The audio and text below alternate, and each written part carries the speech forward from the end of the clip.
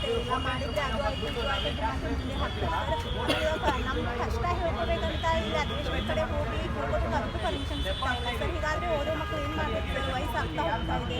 ಯಾರಿಗೆ ಕಷ್ಟ ಹೇಳ್ಬೇಕು ಸರ್? ಮನೆಯೊಳಗೆ ಹೇಳಿದ್ರೆ ಇನ್ನೂ ಎಷ್ಟು ದಿನ ಓದ್ತೀರಾ ಅಂತ ಹೇಳ್ತಾರೆ ಸರ್. ಇದು ಬಿಟ್ಟು ಬೇರೆ ಕಡೆ ಕೆಲಸ ನೋಡ್ಬೇಕಂದ್ರೆ ಇಷ್ಟು ದಿನ ಓದಿದ್ದು ವ್ಯರ್ಥ ಆಗತ್ತೆ ಅಂತೇಳಿ ಅದು ಮನಸ್ಸಲ್ಲಿರುತ್ತೆ ಸರ್. ಯಾವುದೂ ಕಡೆ ಇಲ್ಲ, ನಡು ನೀರಾಗ ನಿಂತಂಗೆ ಆಗ್ತಿದೆ ಸರ್.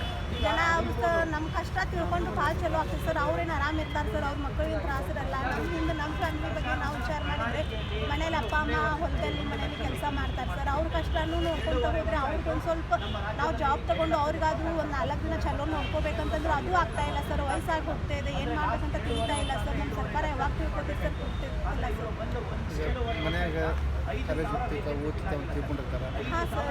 ಗೌರ್ಮೆಂಟ್ ಕಾಲ್ಫಾರ್ಮ್ ಮಾಡಿದ್ರೆ ನೌಕರಿನೂ ಬರ್ತಾ ಇಲ್ಲ ಈ ಕಡೆ. ಇಲ್ಲ ಸರ್, ವರ್ಷಾಂಗಟ್ಲೆ ಅದು ಓದಾತೀವ್ರಿ. ಅವರು ಕೇಳಕತ್ತಾರ, ಮನ್ಯಾಗ ಕೇಳಕತ್ತಾರ. ಇನ್ನೂ ಎಷ್ಟು ದಿನ ಅಂತ ಓದಾರ, ಎಷ್ಟು ದಿನ ಇದನ್ನ ಮಾಡೋದು ಕೇಳಕತ್ತಾರ. ಮನೆ ಒಳಗೆ ರೀ 1 ವರ್ಷ ಅಂತ ನಾವು ಸ್ಟಡಿ ಮಾಡಕತ್ತೀರಿ. ಅವ್ರು ಇನ್ನೂ ಕೇಳಕತ್ತಾರ, ಇನ್ನೂ ಎಷ್ಟು ದಿನ ಸ್ಟಡಿ ಮಾಡಾರ, ಏನು ನಡ್ತೈತಿ ಅಂತ ಕೇಳಕತ್ತಾರ ಸರ್. ನಮಗೆ ರೈತರಿಗೆ ಆನ್ಸರ್ ಮಾಡೋಕ್ಕೆ ನಮ್ಗೆ ಆನ್ಸರೇ ಇಲ್ಲ ಸರ್. ಮನೆ ಒಳಗೆ ಪೇರೆಂಟ್ಸ್ಗಳಿಗೆ ಅವ್ರು ಕೇಳೋ ಕ್ವಶನ್ಸ್ನ ಲಿಟ್ರಲಿ ಸರ್ ಡ್ರಿಲ್ ಆಗ್ಬಿಟ್ಟೆ. ನಾವು ಏನು ಆನ್ಸರೇ ಇಲ್ಲ ನಮ್ಮ ಪೇರೆಂಟ್ಸ್ಗಳಿಗೆ. ಈ ವಯಸ್ಸಾಗ ಅವ್ರನ್ನ ದುಡ್ಡು ಹಾಕ್ಬೇಕು. ನಾವು ಇನ್ನೂ ಅದ್ರ ನಾವು ಒಂದು ಆಕಾಂಕ್ಷೆದಾಗಿದ್ದೀವಿ, ನಮ್ಮ ಜಾಬ್ ಸಿಗೋದು ಆಕಾಂಕ್ಷೆದಾಗಿದ್ದೀವಿ. ಈ 25-26 ವರ್ಷಕ್ಕೆ ನಮ್ಮ ಅಪ್ಪನ ಕುಂಡಿಸಿ ಹಾಕ್ಬೇಕು ನಾವು ಊಟಕ್ಕೆ. ಬಟ್ ಅವ್ರ ತಂದೆ ನಾವು ಇನ್ನೂ ತಿನ್ನೋದು ನಮಗೆ ನಾಚಿ ಬರಬೇಕು ಸರ್. ನಮಗೆ ನಾಚಿ ಬರಬೇಕು ಅಂತ ಸರ್ಕಾರ ಬರ್ತೀವಿ. ನಮಗೆ ಗಿಲ್ಟ್ ಫೀಲ್ ಕಾಡಾಯ್ತು ಸರ್. ಜಾಬ್ ಅನ್ನೋದು ಜಲ್ದಿ ನೋಟಿಫಿಕೇಶನ್ ಆಗಲಿ ಸರ್, ಎಲ್ಲರಿಗೂ ಸಿಗಲಿ. ಬಡ ಮಕ್ಕಳಿಗೆ ಅಂತ ನಮ್ಮ ಇಲ್ಲಿ ಯಾರು ಬರೋದು ಯಾವ ಎಲ್ಲರೂ ಮಿಡಲ್ ಕ್ಲಾಸ್ ಇದ್ರು, ಬಡ ಮಕ್ಕಳು ಇದ್ದಾರೆ. ಆದಷ್ಟು ಬೇಗ ಕಲ್ಫರ್ಮ್ ಆಗಲಿ, ಎಲ್ಲರಿಗೂ ಒಂದು ಜಾಬ್ ಸಿಗಲಿ ಅಷ್ಟೇ ಸರ್.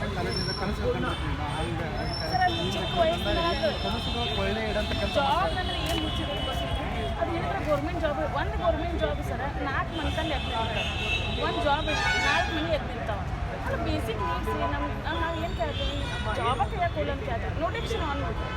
ನಾವು ಬರ್ದಾಗ ನಾವು ಜಾಬ್ ತೊಗೋತೀವಿ.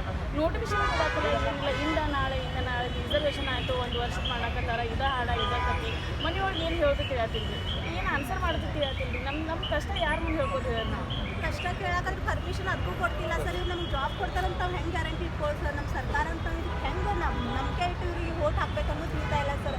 ವೋಟ್ ಹಾಕೋರೆ ನಾವು ಯೂತ್ ಸರ್, ನಾವೇ ಕೈ ಕೊಟ್ಟು ಇವ್ರು ಸರ್ಕಾರ ಏನು ಬರುತ್ತೆ ಸರ್? ಅದನ್ನಾದ್ರೂ ತಿಳ್ಕೊಬೇಕಲ್ಲ ಸರ್. ಇವರು ಏನು ಹೇಳೋದು ಸರ್? ಸಾಕಾಗಿದೆ ಸರ್. ನಾವು ಈಗ 2-3 ವರ್ಷ ಓದ್ತಾ ಇದ್ದೀವಿ ಸರ್ ನಾವು ಮನೆಯೊಳಗೆ. ಅವ್ರಿಗೆ ನಾವು ಮನೆಯೊಳಗೆ ಹೆಂಗೆ ಆಗ್ತೀವಿ ಸರ್? ಇನ್ನೂ ಎಷ್ಟು ವರ್ಷ ಅಂತ ಅದೇ ಹೇಳ್ತಿರೋ ಸರ್. ಅವರು ಏನು ತಿಳಿತಾ ಇಲ್ಲ ಸರ್. ನಮ್ಮ ಸರ್ಕಾರ ಬೇಗ ಎತ್ಕೋಬೇಕು. ಯಾವ ಡಿಪಾರ್ಟ್ಮೆಂಟ್ ಇದೇ ತೊಗೋಬೇಕಂತ ಕನಸ್ಕೊಂಡಿದ್ದೀವಿ ಸರ್. ನಾನು ಪೊಲೀಸ್ಗೆ ಓದ್ತಿರೋ ಸರ್ ನಾವು. ಅದೇ ಅಸಿಸ್ಟೆಂಟ್ ಎಲ್ಲ ಅಧಿವೇಶನದಲ್ಲಿ ಎಲ್ಲ ನೋಡ್ತಿರೋದು. ನಾವು ಯಾವಾಗ ಈ ಥರ ನೌಕರಿ ಮಾಡ್ಬೇಕಂತ ಅನ್ಕೈ ಸರ್. ಇವ್ರು ನೋಡಿದ್ರೆ ಕಲ್ಪವೇ ಮಾಡ್ತಿಲ್ಲ ಸರ್. ತುಂಬ ಕಷ್ಟ ಇದೆ ಸರ್. ತಿಳ್ಕೊಬೇಕು ಸರ್. ಮಾತಾಡಲಿ